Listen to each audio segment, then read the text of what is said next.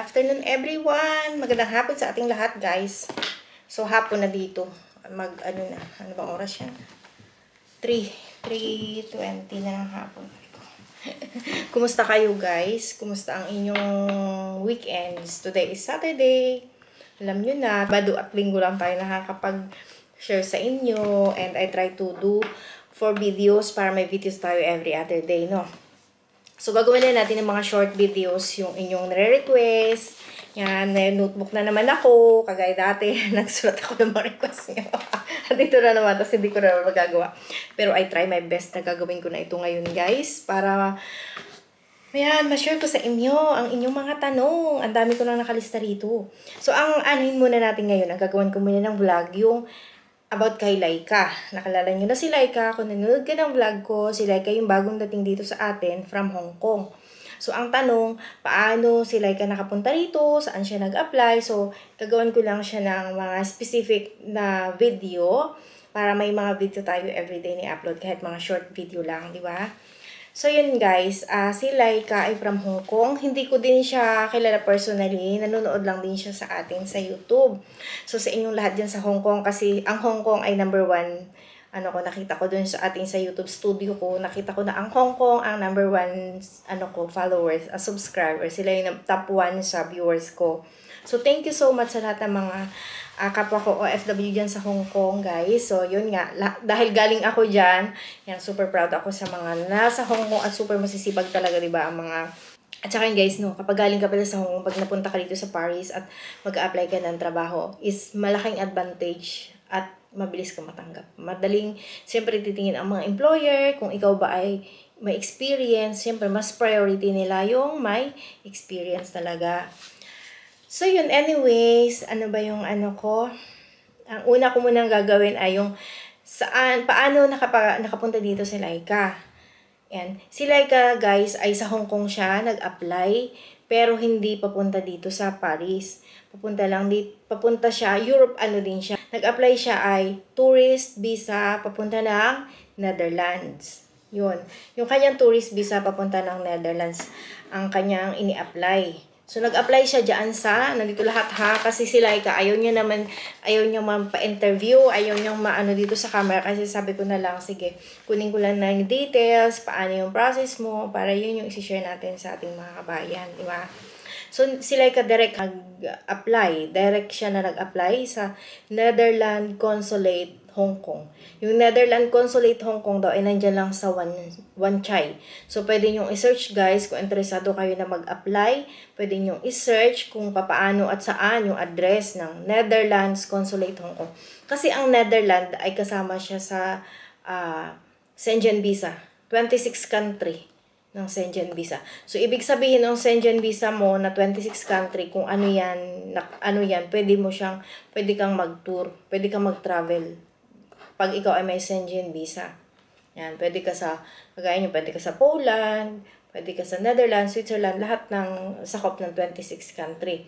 So, doon si Laika nag-apply sa ating Netherlands Consulate. Direct apply siya, guys. So, ang mga ang kailangan lang, ang kanyang apply pala guys, tourist visa. So, kapag tourist visa ka, ang kailangan mo, syempre yung visa. Mag-apply ka ng sarili mo na visa.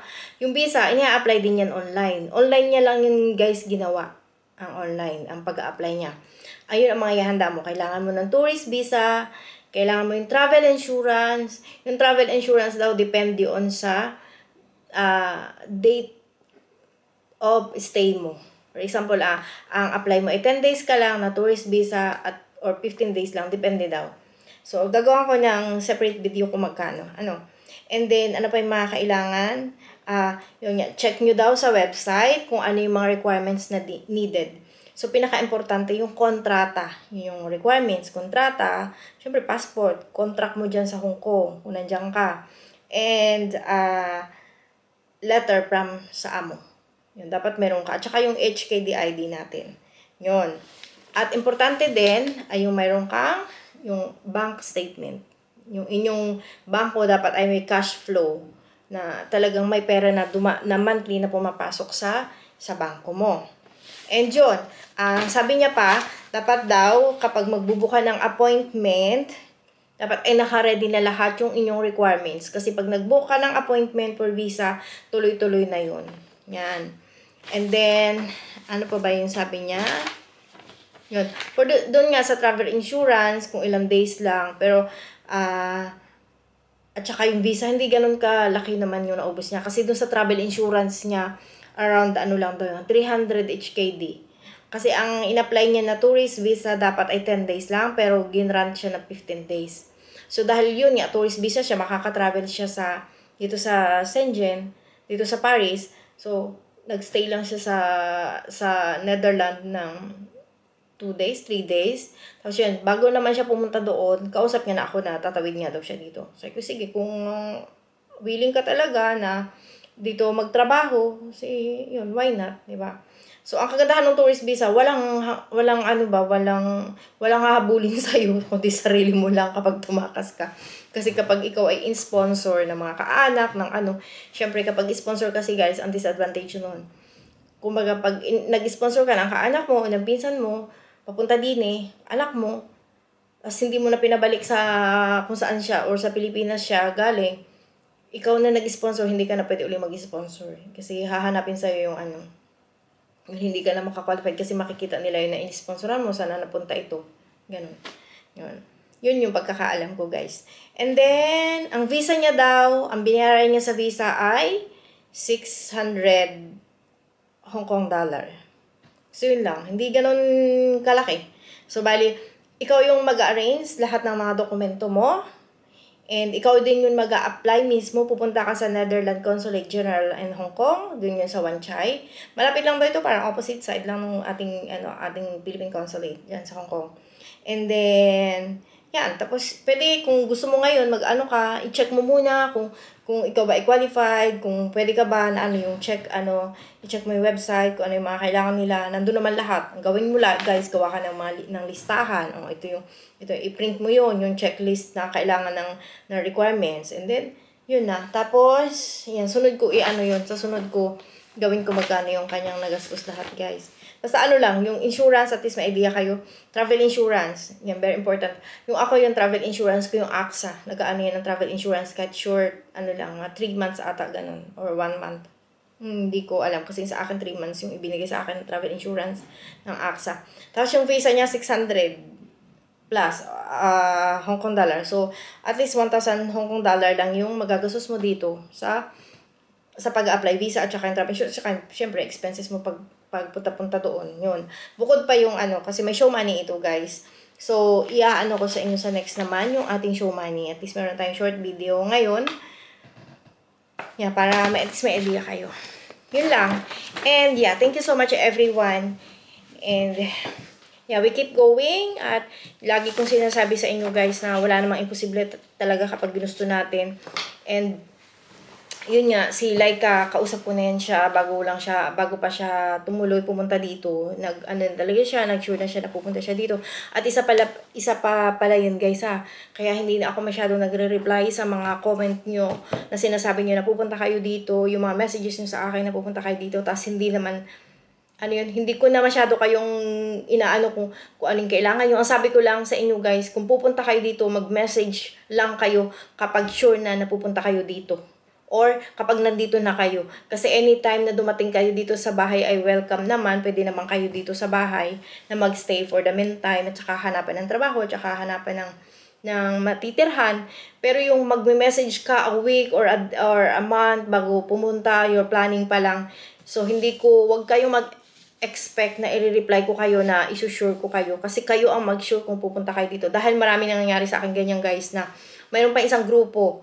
Hindi ko na matandaan yung mga name nila. Isang grupo sila, parang 4 sila na pupunta dito. Sinabi nila na pupunta sila. Pinareserve ko yung room ko, yung bed sa taas. Tapos at the end, hindi sila dumating. Diba? Yung inire-reject ko, yung iba na nagsasabi sa akin na gustong pumunta dito, i-reject ko sila para lang doon sa isa, tapos hindi naman kayo darating. Meron pang isa na very sure na siya na pupunta. Ang punta niya pala Switzerland. No, nasa Switzerland na siya. ang gusto niya pupunta siya dito. So, yun, inano ko din yan siya, sinabi ko, sige, okay, kung nandiyan ka na, sige, sabihin mo sa akin kung kailan ka darating, anong oras ka darating. Siyempre, pag darating kayo dito, hindi ko naman, inaayos ko ba, yung, alam niyo yun, yung inaayos ko yung schedule ko, inaayos ko din yung mga gustong pumunta dito, na mayroong silang matulugan ng maayos, mayroon silang, may mga reserve na trabaho para sa kanila. Tapos, at the end of the day, hindi kayo tutuloy, di ba? Kaya hindi na ako magsasagot sa inyo na, sige, kung kayo nandito na, or kayo sure na nandyan na, saka kayo mag-message na magsabi. Pero yung magpapareserve at hindi na ako tumatanggap ng ganun, guys. Kasi marami na. Pero yung isa binantayan pa ni Rose doon sa baba. Kasi wala siyang SIM card, wala akong Kasi syempre, bibili pa kanyang SIM card pagdating nyo dito. Yung mga SIM card nyo, hindi nyo naman yan magagamit dito. So, binantayan namin. So, binigay lang namin yung address, yung phone number ko. Kasi pwede mo naman yung, sa taxi, kung saan kang lugar pupunta. Address lang sa baba. Nasa baba. Akala namin nasa baba na kasi yung time ng dating niya. Binantayan namin ni Rose nung sa baba at the end wala pala. Doon na siya nakituloy sa iba. O diba? Na pinaghintay kami sa wala. Marami nang ganyan. Hindi lang 1, 2, 3, 4. Marami na kayo guys na sinasabi na pupunta at the end ay wala. So, yun. Kaya hindi na rin ako, yun. Sila nagme-message sila sa akin na hindi ko na kayo i-reply guys at wag na rin kayong umasa na re-replyan ko kayo.